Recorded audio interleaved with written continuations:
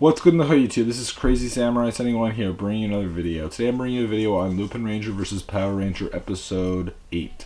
This episode is called The Thieves Identities, and this episode overall was pretty interesting.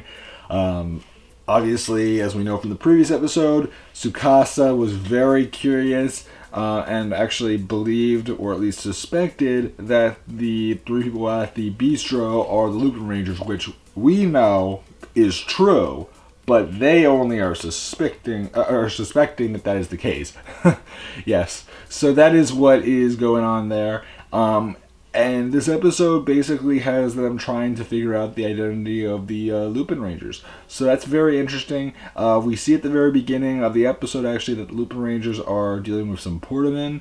And eventually, as they're fighting them, the portamen escape to some location in this like water plant or whatever. And the thing is that the Lupinrangers are curious as to how they managed to disappear so quickly without them being seen.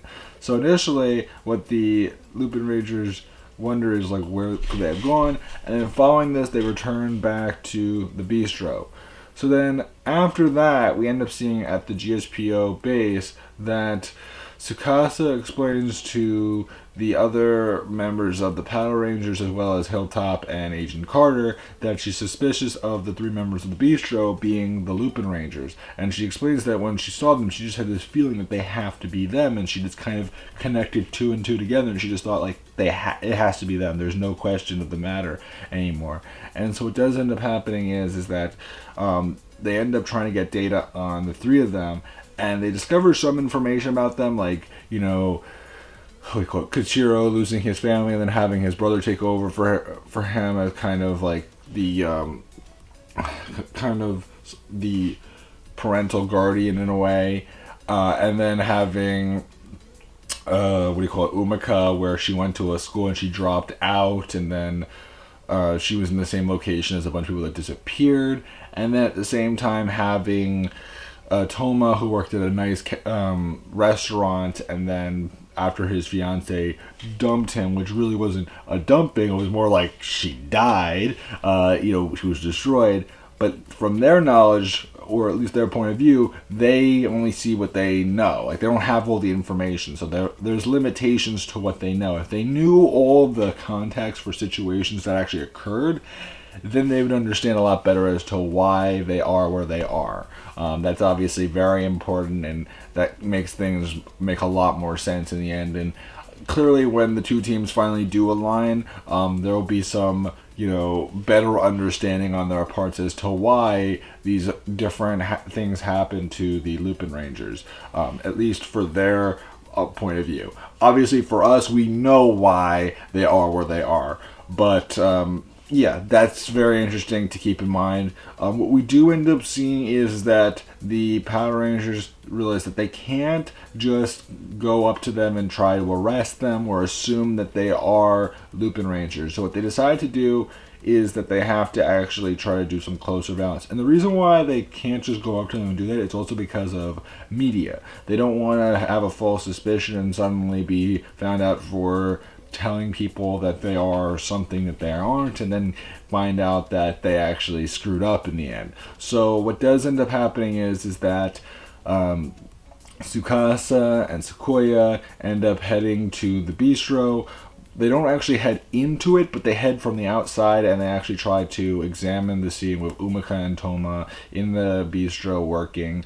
And in the meantime, you may be wondering, where's Kairi? Well, Kairi is out back at the water plant where the portamen disappeared to, and what happens is that Kichiro is watching after him. So what actually ends up happening is that Kairi's trying to examine a wall where the end of the water plant pathway was at, and he thinks that maybe the portamen were able to walk through it. So he actually tries to touch the wall, but there's no sign of him having any ability to walk through it. So he realizes that that's a dud in his suspicion. So instead, what actually ends up happening is that Goody ends up appearing out of Kairi's shirt, but he doesn't try to get all the way out, because what actually happens is that he tries to inform Kairi that Kichiro, or someone at least, is following him.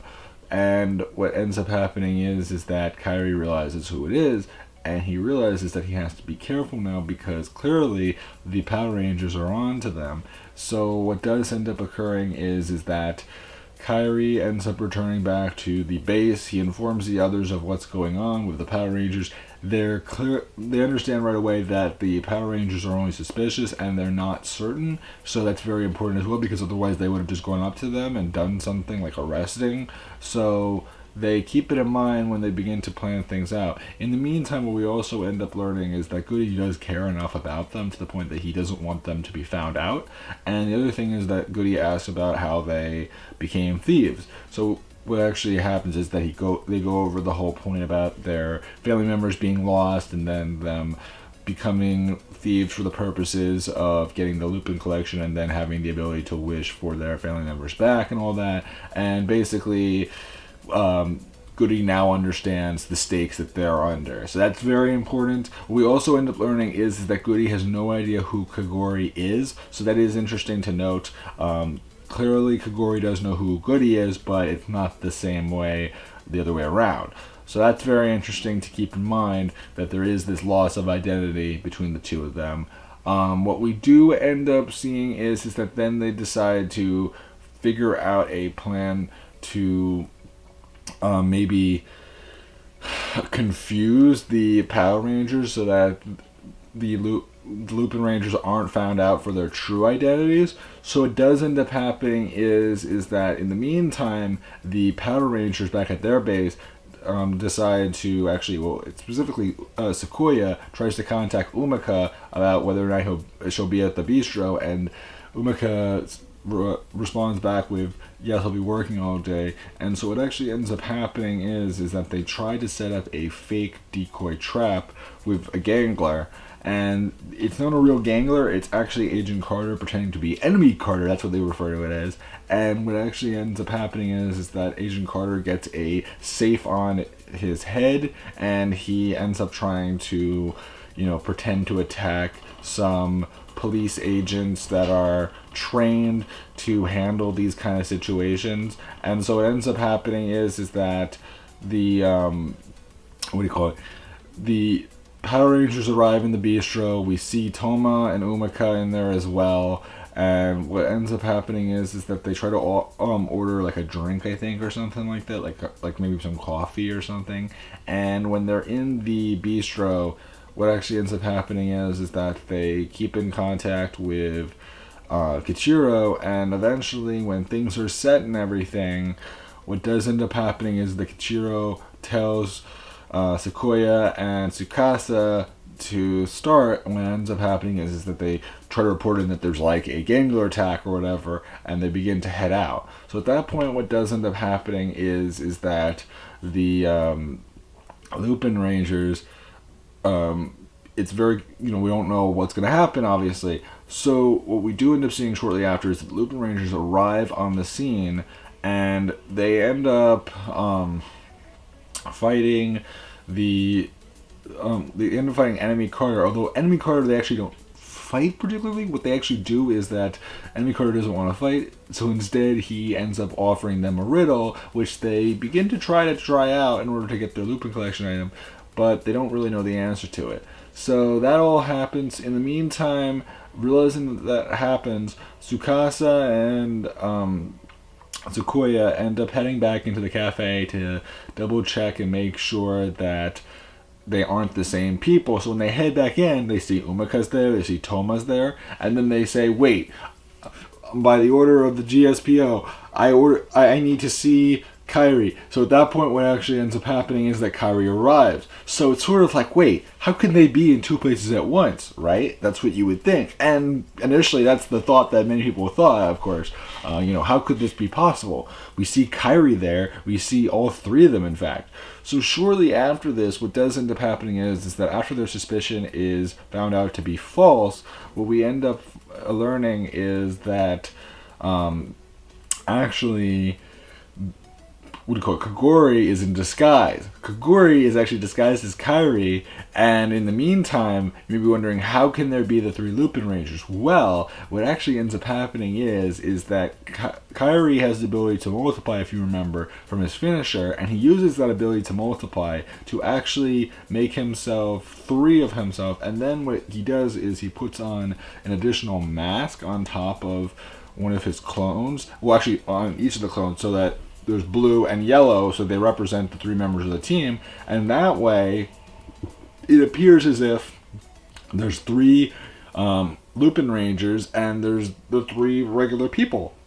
That's kind of an interesting thing that they do, and I like that because it shows that they're a little bit more creative with how they go about doing different things.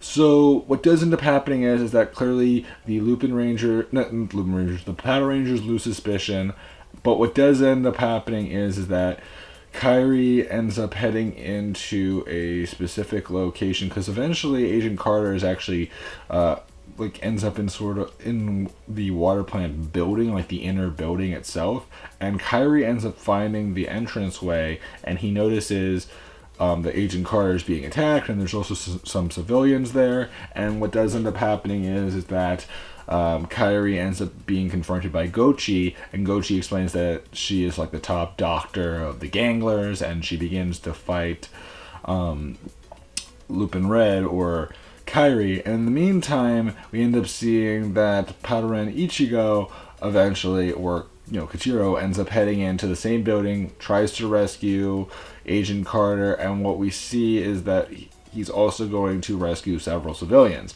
So that all happens. In the meanwhile, Kairi ends up fighting. We end up learning that apparently Gochi actually has the Lupin collection item of binoculars, which allows her to see all the good and the bad in people, which is a very interesting thing, and I'm very curious as to what that really means in the end, because it's, she's a very powerful and important character, so whatever that ability is, it has to be something really, really significant.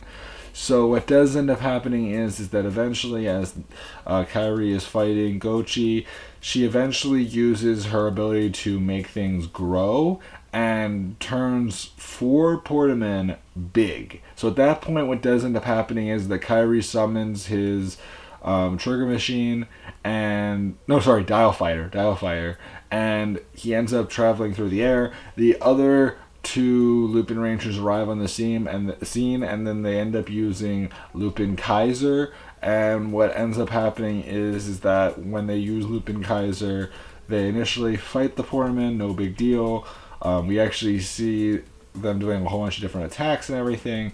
And following this, what we end up seeing is that they eventually switch to the Lupin Kaiser Cyclone mode. And in the meantime, the Portamen try to do different strategies, like climbing on top of each other and having one with a spear and all that. And the thing is that overall, in the end, they're actually fairly easily beaten. But yeah, I mean, that's not really the point. The point is that they managed to deal with them at all, and that's good. So that all does end up happening. What we do end up seeing is that the Lupinrangers are grateful that Kogori was able to help them in time for them to not be found out. What does end up happening is that Kairi mentions the fact that Gochi has the binocular Lupin collection item, and the thing is that when Kairi mentions it to Kogori and he asks if he knows anything about it, Kogori acts very interesting. He doesn't go straight up reveal anything, but he says, but what happens is that he asks if Kogori knows anything, and Kogori says, I'll look into it. And when he begins to head out of the building, you see an expression on his face, which is very, very suspicious. Again, there are several different times that we've seen so far in these 8 episodes where he's done something, or he said something, or he made an expression that implies something that's suspicious. Because clearly, he's not who he says he is, or there's something more to him that we just don't know yet. And I'm very curious as to what it will be. Is he working for the Ganglers? Is he working for some other group that we don't know yet? I want to know that kind of stuff, because he's such a suspicious and very interesting character that I can't wait to know what he's all about, because he is probably the most suspicious character in this show.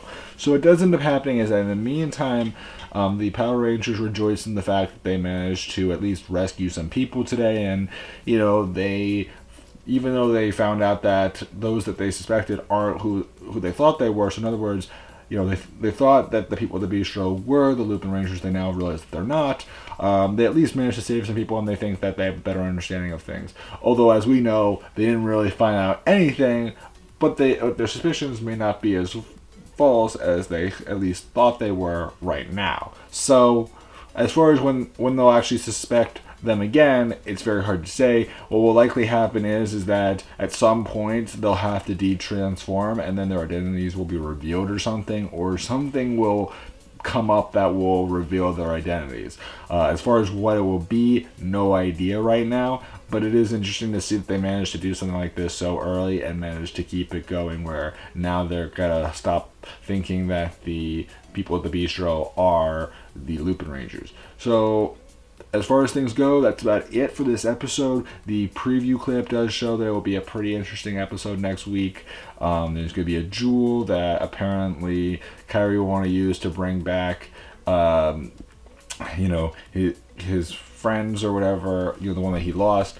But the thing is, though, I'm sure that actually has more to do with his Lupin collection items or something like that. We also see that Destra will be in the next episode, and he'll be fighting the Lupinrangers, which is very good. I definitely want to learn more about Destra because he's an interesting character. And that's about it for me. So please remember to like, comment, subscribe. I'll see you guys in the next video. So until then, guys, I'm Crazy Samurai 71, and goodbye, guys.